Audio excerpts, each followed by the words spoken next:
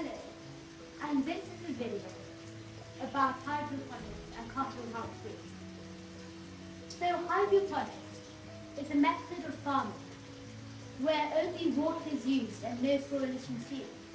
But it can be done vertically and thus much more space efficient, and it actually uses 99% less water than normal farming, as all of the water is recycled.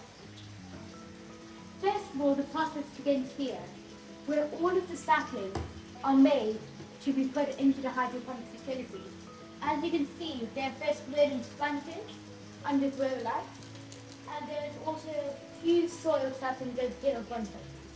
Next, we move on to this mini grow wall here, which is being completely 3D printed, and is an efficient way of hydroponics.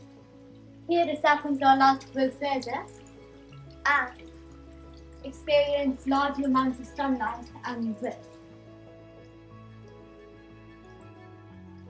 Then, over here is the final stage of the video, where all of the saplings grow for a period of around 2 months, and large amounts of light being reflected back at them from various angles, and thus grow to a huge extent.